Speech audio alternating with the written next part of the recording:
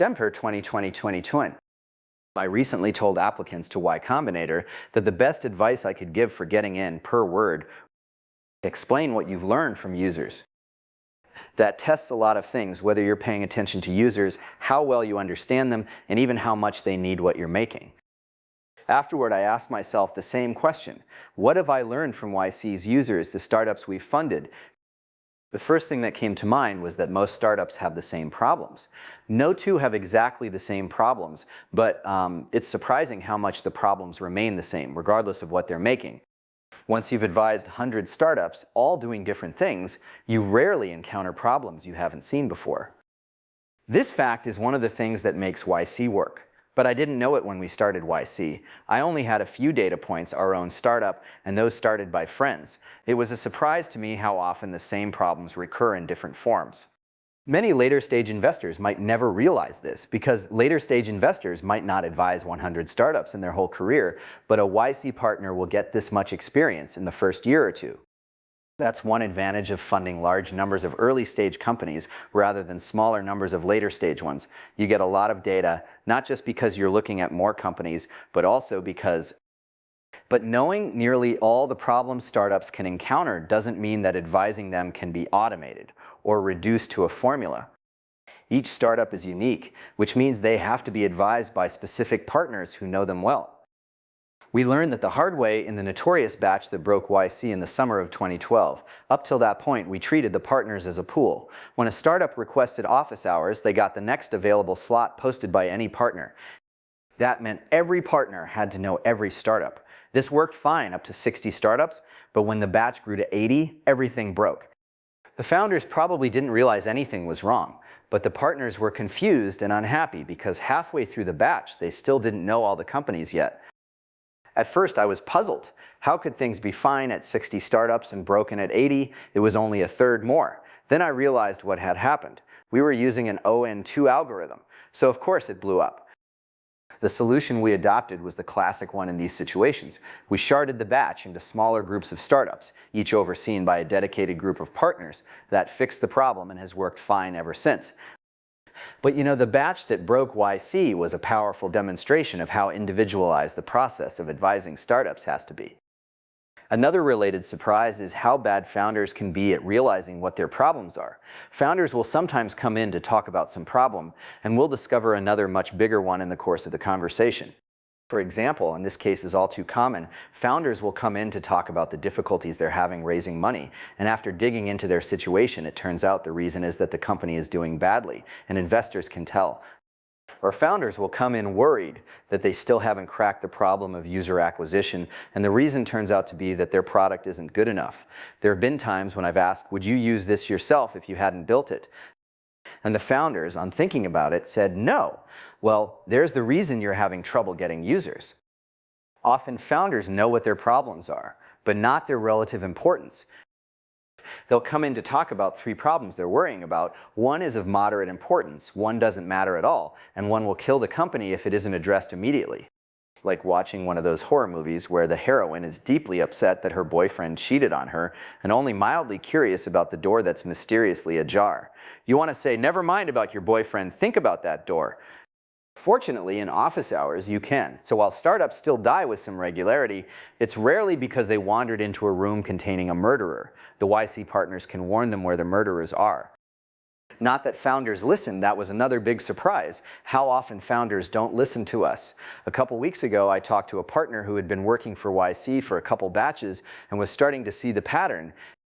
They come back a year later, she said, and say, we wish we'd listened to you. It took me a long time to figure out why founders don't listen. At first, I thought it was mere stubbornness. That's part of the reason, but another and probably more important reason is that so much about startups is counterintuitive. And when you tell someone something counterintuitive, what it sounds to them is wrong. So the reason founders don't listen to us is that they don't believe us, at least not till experience teaches them otherwise. The reason startups are so counterintuitive is that they're so different from most people's other experiences. No one knows what it's like except those who've done it, which is why YC partners should usually have been founders themselves. But strangely enough, the counterintuitiveness of startups turns out to be another of the things that make YC work. If it weren't counterintuitive, I mean, founders wouldn't need our advice about how to do it. Focus is doubly important for early stage startups because not only do they have 100 different problems, they don't have anyone to work on them except the founders. If the founders focus on things that don't matter, there's no one focusing on the things that do. So the essence of what happens at YC is to figure out which problems matter most, then cook up ideas for solving them, ideally at a resolution of a week or less, and then try those ideas and measure how well they worked. The focus is on action, with measurable near-term results. This doesn't imply that founders should rush forward regardless of the consequences. If you correct course at a high enough frequency, you can be simultaneously decisive at a micro scale and tentative at a macro scale. The result is a somewhat winding path, but executed very rapidly, like the path a running back takes downfield. And in practice, there's less backtracking than you might expect. Founders usually guess right about which direction to run in, especially if they have someone experienced, like a YC partner, to bounce their hypotheses off. And when they guess wrong, they notice fast, because they'll talk about the results at office hours the next week. A small improvement in navigational ability can make you a lot faster because it has a double effect. The path is shorter, and you can travel faster along it when you're more certain it's the right one. That's where a lot of YC's value lies, in helping founders get an extra increment of focus that lets them move faster. And since moving fast is the essence of a startup, YC in effect makes startups more startup-like. Speed defines startups. Focus enables speed. YC improves focus. Why are founders uncertain about what to do? Partly because startups, almost by definition, are doing something new, which means no one knows how to do it yet, or in most cases, even what it is. Partly because startups are so counterintuitive generally. And partly because many founders, especially young and ambitious ones, have been trained to win the wrong way. That took me years to figure out. The educational system in most countries trains you to win by hacking the test instead of actually doing whatever it's supposed to measure. But that stops working when you start a startup. So part of what YC does is to retrain founders to stop trying to hack the test. It takes a surprisingly long time. A year in, you still see them reverting to their old habits. YC is not simply more experienced founders passing on their knowledge. It's more like specialization than apprenticeship. The knowledge of the YC partners and the founders have different shapes. It wouldn't be worthwhile for a founder to acquire the encyclopedic knowledge of startup problems that a YC partner has, just as it wouldn't be worthwhile for a YC partner to acquire the depth of domain knowledge that a founder has. That's why it can still be valuable for an experienced founder to do YC, just as it can still be valuable for an experienced athlete to have a coach. The other big thing YC gives founders is colleagues, and this may be even more important than the advice of partners. If you look at history, great work clusters around certain places and institutions, Florence in the late 15th century, the University of Göttingen in the late 19th, the New Yorker under Ross, Bell Labs, Xerox PARC. However good you are, good colleagues make you better. Indeed, very ambitious people probably need colleagues more than anyone else because they're so starved for them in everyday life. Whether or not YC manages one day to be listed alongside those famous clusters, it won't be for lack of trying. We were very aware of this historical phenomenon and deliberately designed YC to be one. By this point, it's not bragging to say that it's the biggest cluster of great startup founders. Even people trying to attack YC concede that. Colleagues and startup founders are two of the most powerful forces in the world, so you'd expect it to have a big effect to combine them. Before YC, to the extent people thought about the question at all, most assumed they couldn't be combined, that loneliness was the price of independence. That was how it felt to us when we started our own startup in Boston in the 1990s. We had a handful of older people we could go to for advice of varying quality, but no peers.